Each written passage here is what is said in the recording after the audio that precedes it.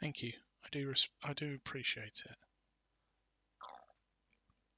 Pardon me.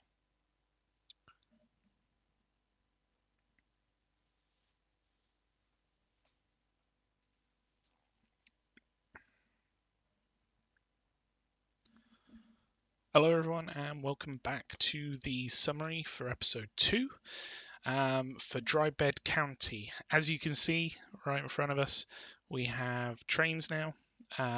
This was one of the first trains. In fact, this was number 2.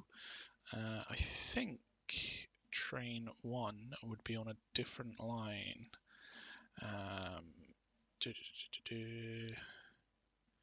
Yeah, train 1 is over here. And yeah, it's we've done it. We have trains in the Wild West in Dry Bed County. So let me take you through what we've done. This is a separate city that we were interested in because of the possibility of providing for both fuel initially, and then I realized that there's a perfect tools set up here as well. So I'll go through all this. Initially, we started out with a road line, which we still have here, except it was doing all of the fuel. So picking up crude oil, dropping it off, picking up oil, dropping it off, picking up more crude oil, and then dropping it off, and what have you. But that has since been updated to our main train line, the very first line that we did, which was this one, oil, for Mesa, this city here. So that's been quite an investment, and we have managed to really pull off quite a decent transformation with going from struggling to be able to afford to put vehicles on a simple road line to now we are making a lot of money, but I'll get into the money in a little while. So this line basically replaces most of the old road line. It picks up crude oil, drops it off, picks up oil, and brings it down here and drops off the oil. And it simultaneously drops off the oil to the fuel refinery. And we've also been able to hook in the crude oil line so that it can pick up crude oil at the same time.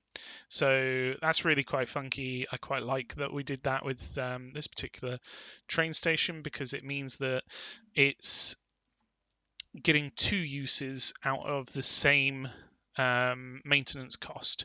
And maintenance cost isn't really something that you get a write up for on the actual information about the platform, which is a little bit annoying in my personal opinion, but it definitely does impact you. So you can see here, maintenance for infrastructure. So we are spending, almost 300,000 a year on maintaining these platforms, these train stations, and what have you.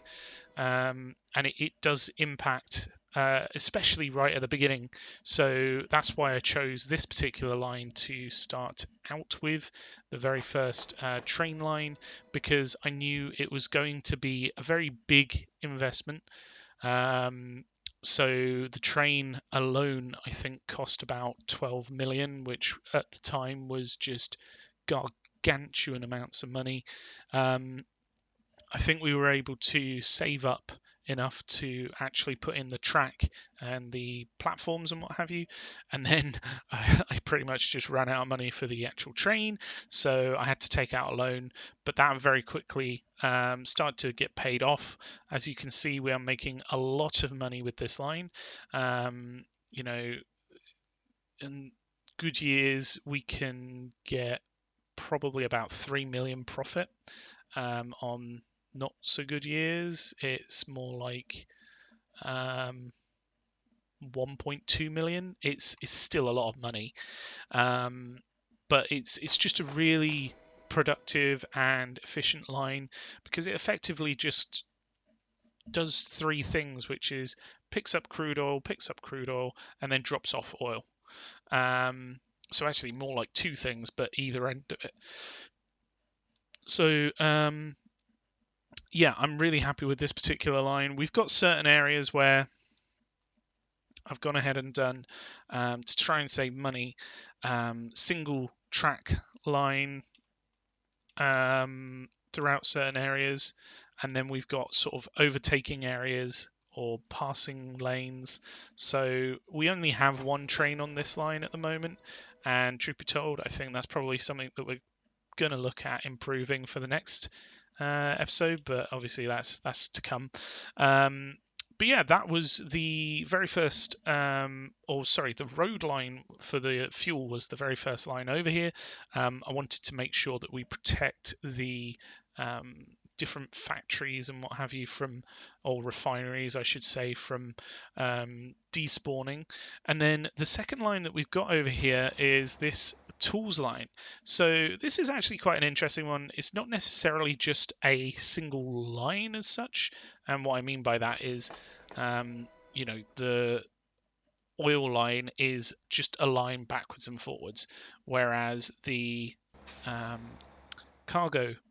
tools line, the road cargo tools Mesa line is a little bit all over the place, really.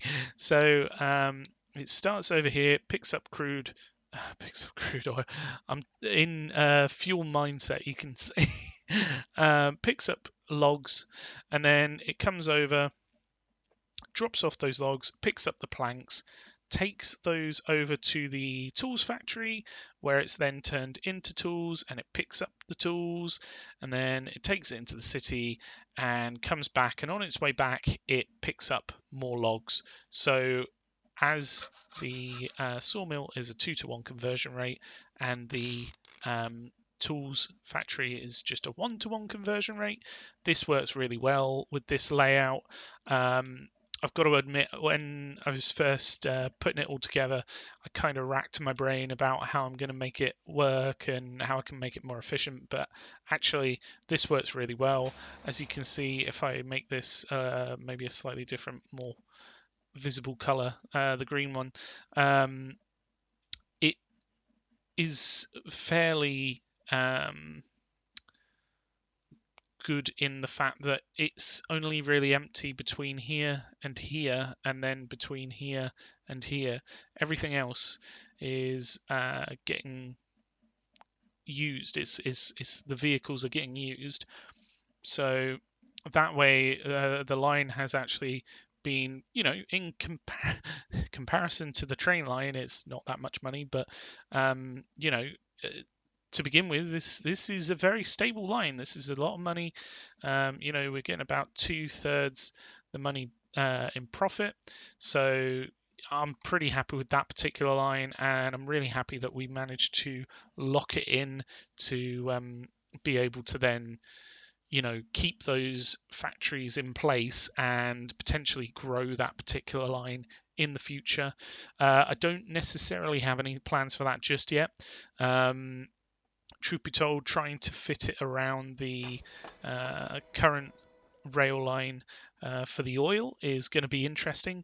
It's probably a case of we'll have to do it at some point, but it's probably going to be a really sort of snaky sort of line. It's not going to be very clear as to where it goes and what have you, and we might have to rework the oil line in order to get this to fit all together. But yeah, I mean, we might be able to pull off just keeping it as a road line, but we're really going to have to bump up the vehicles or wait until we have better vehicles in order to see it get to its full potential. Excuse me. So it is one of these things where we would probably need a train line in order to make it more efficient. Whereas if we look at the oil, for example, we're getting 50% from one train. So that's really good. We're getting, I mean, it's not quite 50% here, but it is doing really well on that particular line. And I can imagine that if we had another one of these trains, which I'm probably going to be doing in the not too distant future, on that line, we'd probably be getting to, 100% or very close to 100%, like 90% transport, which, is really, really good. It means that we can then bump up this level and also hopefully provide more oil for the fuel refinery. So just a reminder, the oil refinery is a 2-to-1 conversion rate. That's why we have 2 crude oil wells for the 1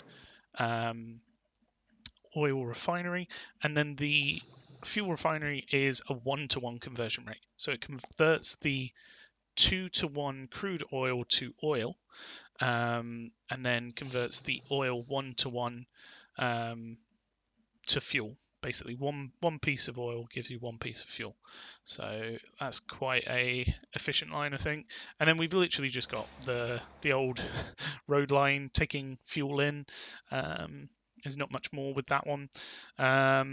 So we have our second line over here, which replaces one of the first road lines that we had in.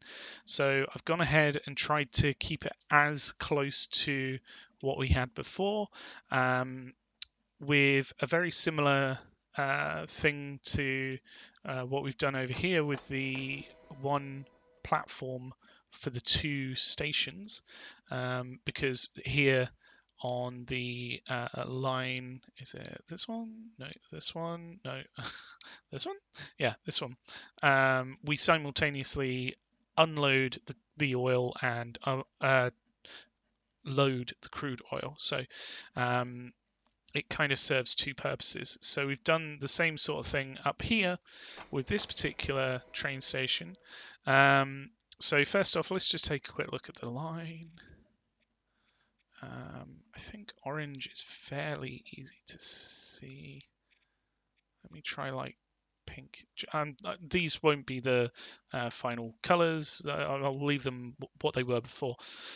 This is purely to show you what's happened. So this particular line, it's quite a good line. It just goes from here. So this is actually the beginning and the end, in certain, depending on how you look at it. It's the first one in the actual line, the first stop in the first actual line, but it's actually where it drops off the fuel. So that's the end product is being dropped off here. So this particular line literally just drops off crude oil and then picks up more crude oil, and then it picks up the oil that has been refined in the refinery, and then it takes it up to the fuel refinery and swaps it over. So it's a nice simple line, goes up and down. It's quite sort of linear. It's quite straight in terms of the game. And I really like how it's running through this this really nice looking valley. I'd really love to probably get some nicer footage of this, but for now, this is what we've got. So we've managed to put the train track in just underneath this old upgraded way through for the road. So that's a quite nice little trinket there, that we've been able to keep both tunnels as such. They are separate things. There's no crossing under there, so the vehicles on the road can go through and not have to worry about interacting with that train line. Over here, not so much, but it doesn't really go anywhere, so it's not that big of a deal. So this line is using a bit of a different train. This one's using the what is this one? The 442 Atlantic, whereas the first line was using a 10-wheeler. So that very first train was quite iconic, I believe. The 10-wheeler was, at least, but I really like the look of this one as well. it looks really nice in the orange, and yeah, it's really cool to get some trains going backwards and forwards on the map. So this line, I just went ahead and did dual line all the way through, because obviously we're going to have trains probably going up and down fairly frequently. These platforms are quite large in order to accommodate for the larger, faster, able to pull more trains. So this one's got a capacity of 288, whereas the older train has a capacity of 204. So quite a big difference. And as you can see from, it's probably easiest to see it here. Actually, the percentage is really good again. It's quite a nice split, and it really depends on whether the train's coming from this direction or coming back from this direction, as to which side it's higher. But it's trying to send 400 crude oil, and we're managing to do at certain points, as you can see here, 72%, and then 47, not too shabby on the other side. So that's really good. I'm really happy with that particular line, and this line really helped propel us into making a lot more money. So we haven't really done anything over here with the bricks line for Birmingham. It literally still just does its thing, making decent money, very reliable, and I kind of wish that we have had some improvements to it, maybe like a bit of a train line or something. But to be honest with you, it's quite a small line in the grand scheme of things, and it is a 1-to-1 conversion rate. It's one that really speaks to having a road line. If anything, maybe a train line between the quarry and the construction material plants might do well, and then taking the bricks down, but that's for another day. I'm going to focus more on what we've actually done. So we've also put in a bricks line here. This was literally just to save these two, so the construction material plant over here and the quarry, because while we were working over here, I was eyeballing it. I was like, oh, this is actually a really good opportunity, because we've got two cities down here. We've got Newark and Portland, which both want bricks. So I knew that if we were able to basically put in a train line, we would be able to then make a lot of money from sending bricks down there. So while I was looking at that, and I think I mentioned it, and then like 5 minutes later, the game decided to try and remove this quarry, and I was like, oh no, I really want to keep that. So I've literally just put in a very temporary line with just one vehicle to basically make sure that this stays where it is, and it's just delivering down to here to Newark. It's not intended to make us a lot of money, but actually it does some years, and it's quite it's not bad for just having one vehicle on the line. It's not like there's many years in between each one as well, but we do make a fair bit of money. So while we were sort of doing things down here, I have decided to put in a different road down here. So I liked this sort of valley that runs this way down this sort of, I guess it's a valley. I guess it's like maybe sort of a gulch. I don't really know. I don't know the phrase, but it sort of runs between Newark and Gelée, and it's a very direct route. So I wanted to put a road in there. I felt like it was only right. So I painstakingly followed the contour lines of the map. So you can see here, like, it kind of follows this darker line a little bit. as it goes as it weaves through the area, so it doesn't go sort of up and down. It's quite not necessarily flat, but it's quite level. And then it comes into Gelée up here, and actually that has been used by this particular line, which is quite cool. I think we also connected up some of the roads around here. I want to say here to here, maybe. And then this bit to up here, because before there was no connection there. So basically this little, slapdash road bricks line for Newark was literally having to go through Gelée all the way down here, down this bit. I think we put this road in because there was something here, and then basically you can see where it used to be maybe a crude oil well, I want to say. We literally just continued it along because that was like the cheapest way to get this line in. And then over time, I've just improved it with this, even though it's not necessarily doing us much. I think that the road between Gelée and Newark having a bit of a more direct route should help with hopefully some private destinations, although looking here it looks like there are none. I'm guessing it's still just a little bit too far, but give it time and I reckon that'll be quite busy between these two areas. Anyway, I also put in a road here between Portland and Mesa. We've done a fair amount of work with roads around here to connect up sort of the different cities to try and encourage destinations. So the destinations will hopefully have gone up recently in the past episode or so. But yeah, literally we obviously built up this area for the road fuel line, but then I figured might as well just connect up this area for Portland to Mesa.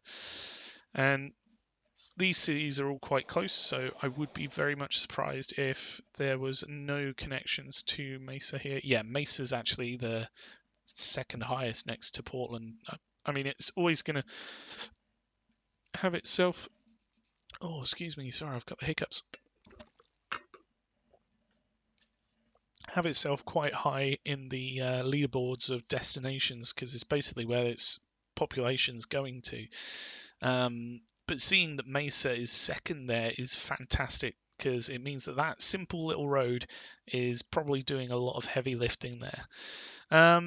So yeah, we have done quite a lot in order to secure financial stability in this episode by putting in two quite effective train lines.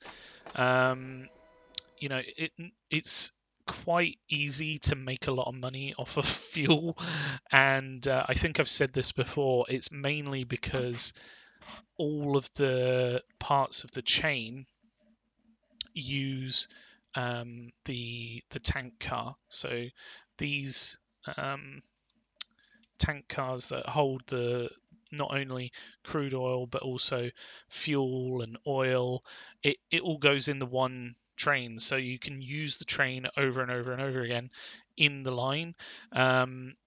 You can't do that with bricks. So bricks, it's a flat side car for the actual construction materials or the bricks, and then for the stone it's a gondola, which means that you can't really make very efficient lines out of that. I mean, you can still make money and you can still make them efficient, but it's very circumstantial on the surroundings and what you can actually do with those lines.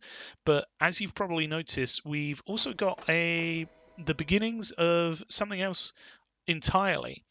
And what I'm trying to do here is, as I mentioned earlier, I want to bring those bricks or these construction materials down to Newark and Portland. So this is, I mean, it's relatively flat area, which is great for train lines. It means that they're all going to be quite all relatively quite flat, which is really good for the train to be able to accelerate and maintain a decent speed rather than going up and down hills and what have you. But the main thing that we're trying to do is also hook up a really cool goods factory. So I think I go into more depth with the actual episode, but we have a oil refinery and a steel mill really close to each other, so I'm hoping that we'll be able to connect this up with one station. In fact, you can see I've already built the station here, and I anticipate that we'll be able to connect it up. Like, I'd be very much surprised if we can't connect them to both. But that's also like slap bang in between Portland and Newark. Great for getting those bricks or those construction materials delivered. So I'm really prioritizing putting money into this line because ultimately I feel like it's going to get used for multiple things with those same investments. So the track that we're putting down is not only going to be used for this goods, it's also going to be used for the construction materials and what have you. So I think it's going to make us it's going to be a sound investment. So let me get on to what we're doing here. So we're going to be putting in a line that will deliver plastic to the Charleston goods factory. And the reason that it's quite a big investment is because it turns out there aren't that many plastic chemical plants. And the main one that's closest to it or easiest to connect up is all the way out here on the corner of the map. So somehow we have to get oil out here, but then also plastic back. So obviously we're going with a train line. Putting this train line in without it looking absolutely ridiculous with a massive viaduct was quite tricky, because ultimately this is a very big difference in height. Up here is 165 meters and down here is 1.7. So it's a massive incline for that train. It's going to be a real difficulty for that train to get up to there. But once we are able to get up to there, hopefully we can reap the rewards of having a plastic train go from there all the way down to the goods factory down here. So I'm really excited to get stuck into that in the next episode. I just ran out of time. But yeah, literally, like, we've got the steel mill here, we've got the oil refinery, and I'm hoping that I can loop in this oil well. So that very same logic that I was mentioning about the oil trains, if going back from here all the way back empty is probably going to be quite expensive on our sort of purse strings. So being able to pick up oil from, say, here in Gelée would be really beneficial, because then it's about half the route down to the oil refinery will be full. So it just reduces that cost, and really, I think it's going to be quite beneficial. Again, in terms of the goods factory, there's not that many plastic factories. So you've got one here which is on the other side of the river. You've got one here which is over on the other side of the map. You got one here which is like in the middle of the map ish. It's near Birmingham and for Fontana. And then you got another one next to Fontana, and then you got one down here. But the difficulty here is there isn't really any supporting infrastructure. So we've got the crude oil well there, and we've got an oil refinery up here, but there wasn't anything that was just screaming out to me as to putting in a line that would be, efficient and also make us a decent amount of money.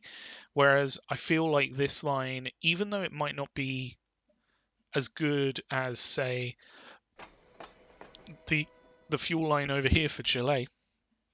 I do apologise. I've just had a dinner, so I'm hiccuping all the time. I do apologise.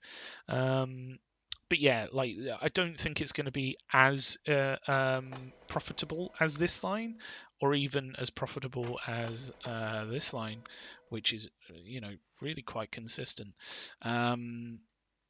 It's going to make a lot of money in the grand scheme of things, because we'll start to get those goods. We can then take the goods up to Gelée. We can start to use these throughout the map, and the steel mill is a little bit of a question mark. I haven't really hammered home where I'm going to be getting the coal and the iron ore, but we do have them dotted around. It's not like it's going to be impossible. It's just a case of trying to work out what is going to be the best way to do it.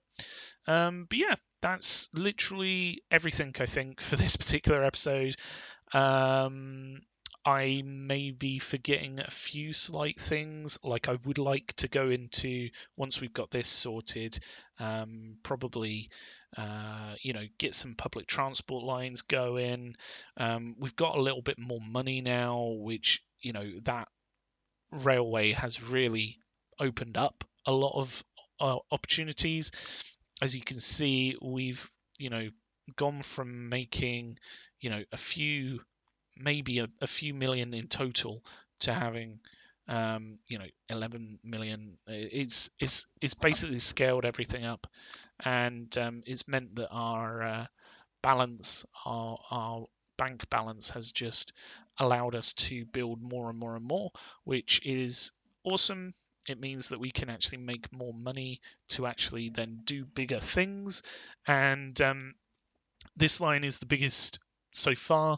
It's definitely going to be. I'm really hopeful that it's going to be lucrative. If it's not, then I'm going to be really sad.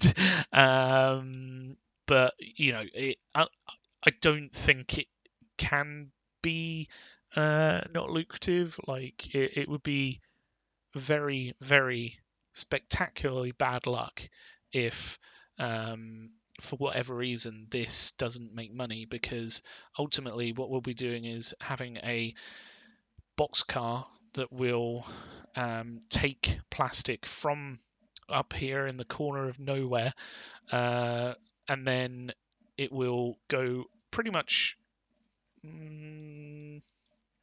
I'd say, like 4/5 the way of across the map, and then deliver plastic down here. And it's going to pick up goods, and we're going to take them back to like Gelée, even Avada down here in the Helm's Deep of Transport Fever Land, because it's just surrounded by all ways with mountains, other than this one little pass down here. We're going to be delivering those goods up this way, so that particular train is going to be full quite a lot. We're going to try and make use of the oil well that's further up, so unfortunately there isn't one like further up this way. Otherwise that would make so much money, but I think because it's going to be empty between here and here, it may well, it might struggle a little bit. I don't think it's going to struggle a lot, because ultimately it's a very efficient line, having the tank cars rather than box cars and what have you, as I've gone into previously over here. So yeah, I'm really hopeful to see how things go.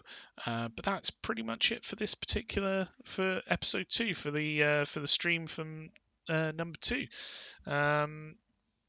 I think think I've covered everything.